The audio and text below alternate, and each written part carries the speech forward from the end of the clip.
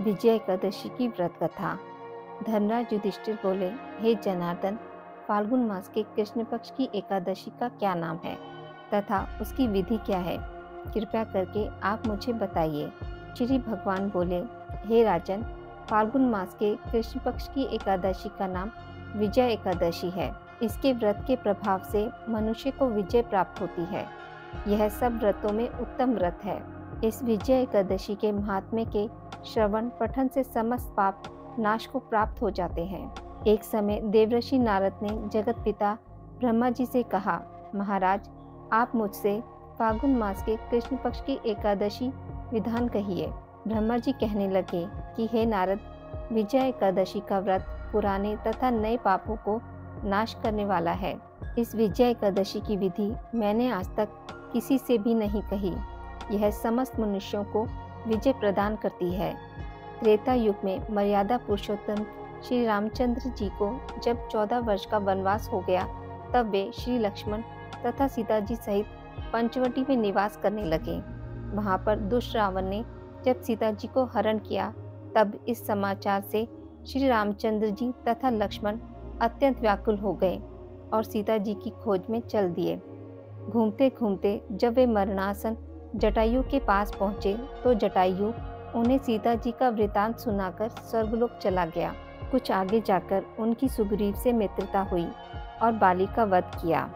हनुमान जी ने लंका में जाकर सीता जी का पता लगाया और उनसे श्री रामचंद्र जी और सुग्रीव की मित्रता का वर्णन किया।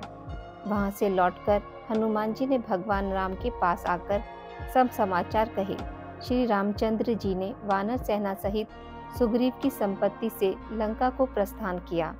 जब श्री रामचंद्र जी समुद्र के किनारे पहुंचे, तब उन्होंने मगरमच्छ आदि से युक्त उस अगाध समुद्र को देखकर लक्ष्मण जी से कहा कि इस समुद्र को हम किस प्रकार पार करेंगे। श्री लक्ष्मण जी ने कहा, हे पुराण पुरुषोत्तम, आप आदि पुरुष हैं, सब कुछ जानते हैं। यहाँ से आधा योजन दूर पर कुमारी द्वीप में वक्तालभ्य नाम के मुनि रहते हैं। उन्होंने अनेक ब्रह्मा देखे हैं। आप उनके पास जाकर इसका उपाय पूछिए। लक्ष्मण जी के इस प्रकार के वचन सुनकर श्री रामचंद्र जी वक्तालभ्य ऋषि के पास गए और उनको प्रणाम करके बैठ गए। मुनि ने भी उनको मनुष्य रूप धारण किए हुए पुराण पुरुषोत्तम समझकर उनसे पूछा कि हे राम, आपका आना कैसे हुआ? रामचंद्र जी कहने लगे कि हे ऋषि, मैं अपनी सेना सहित यहाँ आया हूँ और राक्षसों को जीतने के लिए लंका जा रहा हूँ।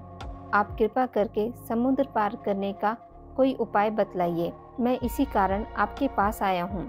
वक्तालभ्य ऋषि बोले कि हे राम, फाल्गुन मास के कृष्ण पक्ष की एकादशी का उत्तम व्रत करने से निश्चय ही आपकी विजय होगी। साथ ही आप समुद्र भी अवश्य पार कर लेंगे।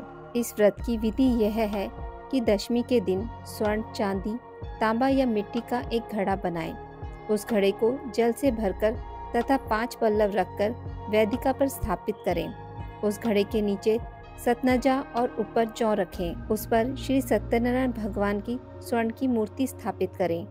एकादशी के दिन स्नान आदि से निर्वृत्त होकर धूप, दीप, नवेद, नारियल आदि से भगवान की पूजा करें।